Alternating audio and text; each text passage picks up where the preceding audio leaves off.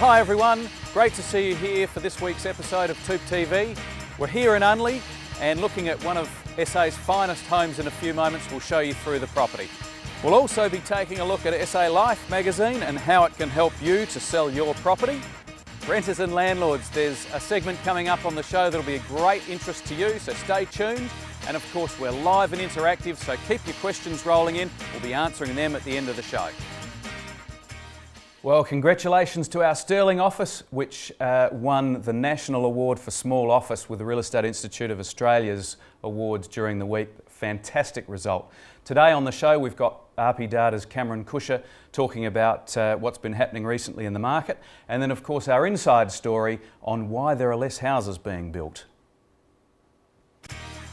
The real estate industry could be in for a rough year as building rates are forecast to drop and a predicted pause in house prices is on the horizon. The Housing Industry Association is anticipating 25,000 fewer homes will be built in 2011 as interest rates and poor affordability eliminate the need for more housing. Aspiring first home buyers will feel the effects of this as a lack of new homes will keep many out of the market.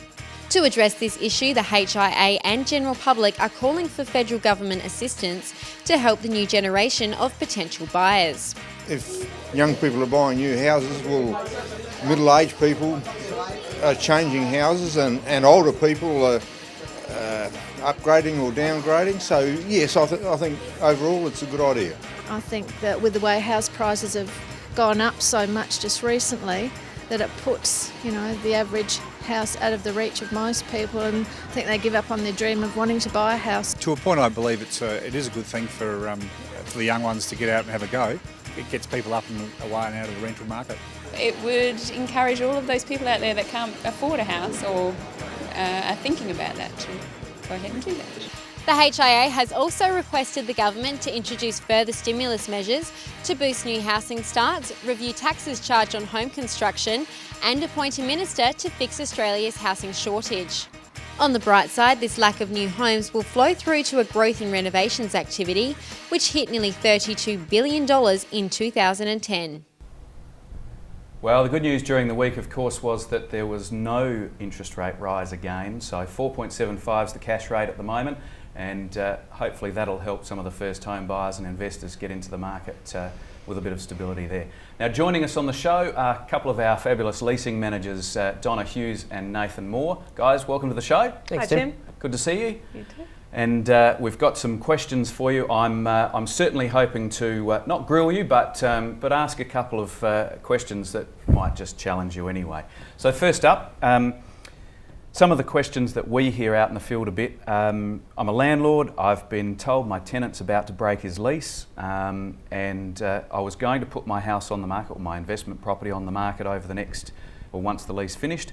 Are there any penalty charges for the tenant in breaking the lease whilst I'm thinking about selling? Okay, firstly, I guess it depends on what sort of lease term the tenant is on. Sure. So if they're on a fixed term tenancy, then you do have to honour the life of that tenant's lease, unless of course you mutually agree for them to terminate earlier. Okay. If they're on a periodic lease, Yep. You can give that tenant 60 days notice to leave the property.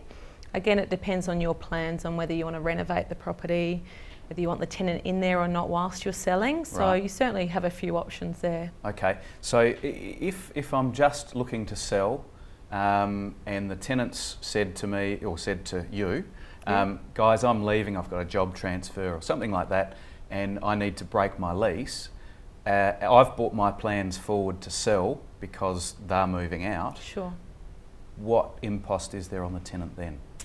Unfortunately, if the landlord is selling the property and the tenant is leaving also, the landlord does have to actively be seeking tenants in order to charge break lease costs. Right. So what that means is if they do want to hold that tenant to the break lease costs, then they would need to be actively seeking a new tenant for the property. Okay. So there's no charge at all. It's one way not. or the other. It certainly is. Okay. Yeah. All right. Good.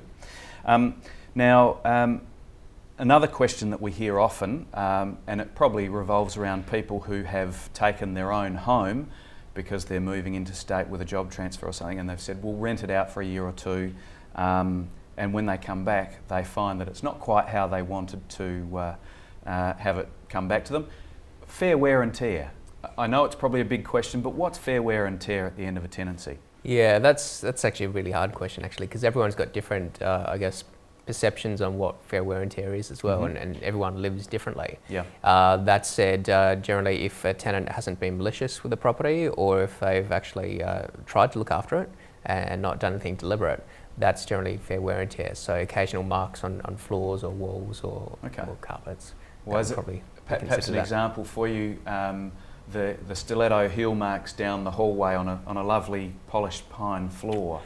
You know, a pristine floor at the start of the tenancy and then pitted in 12 months' time is going to break someone's heart, but is that fair wear and tear? Unfortunately, yeah. You're right, it is heartbreaking, especially if it's happening in your own home as well. We can ask a tenant to be mindful of that, especially if it's a particularly soft wood, pine.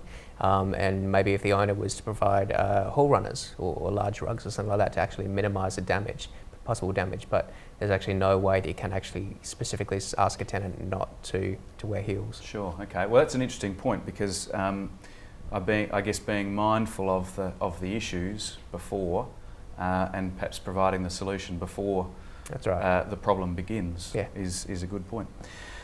Moving on, water rates are always interesting. Who should pay water rates, landlord or tenant? The law's actually changed a few years ago, so there's a whole lot of different ways you can actually charge tenants for water rates now. The most common options are generally either charging the tenant for excess water usage or water usage. The main reason why most people would charge tenants for excess water usage is to basically give tenants a watering allowance for the gardens. Right. So if you've got a beautiful garden, encourage your tenants to water it as much as they can. Yep. If you don't really have much of a garden, go for all usage. Okay. But at the same time, there's supply costs as well. Some owners do try and pass those on to tenants. That's not always a good idea. It can actually make the property harder to rent to begin with by putting people off. Yep. And if you're talking about apartments or units where there's a communal water meter, that's different again because you can't actually measure how much a tenant is using and charge them accordingly. Okay, well that is pretty all-encompassing and interesting. I was going to go into the lawns and gardens issue on the water side of things, but perhaps on the maintenance side of things. Once again, beautifully presented garden at the start of a tenancy, dust bowl at the end. What's the story in terms of the impost on tenant or landlord there? I guess it's all on how you educate your tenants. So I'm quite upfront with my tenants when signing the lease agreement and let them know what the expectations are for that particular garden. So I'll let them know, exactly what the landlord expects of them and what we expect of them as well. If you do have lush gardens that you're very fond of and don't want damaged, then usually what I suggest to clients is that you include a gardener in with the rent. Yep. By adding an extra $10 or $15 a week on. Good just thought. Peace of mind for them that the gardens are being maintained to the standard that they expect. Yep, that's a very good idea. And I guess moving on from there, at the end of a tenancy, once the tenant leaves, perhaps they have broken lease or not paid their last couple of weeks of their rent, and there's a larger bill than the bond. Where can I go? Is there is there an option, and is it worth pursuing? Yeah, you can always go through the process of a claim through the small claims court, but that can be quite, costly and time consuming as well. We recommend all the landlords should have a landlord insurance, which would normally cover any sort of shortfalls in that situation, any damage caused to property by the tenant, loss of rent, maintenance, again caused by the tenant, reletting costs, cleaning costs, that sort of thing. Okay, that's interesting. I guess, what does landlord insurance cost? Well, we usually recommend Terry Shear Insurance. They charge $265 for a year, so it's a flat rate, and it's very cost efficient. That sounds like an absolutely outstanding. Absolutely, we recommend all our landlords take landlord insurance. Right, excellent. All right, well, guys, very interesting. Stay with us because some questions a little bit later in the show. Right now, we're going to go behind the blinds.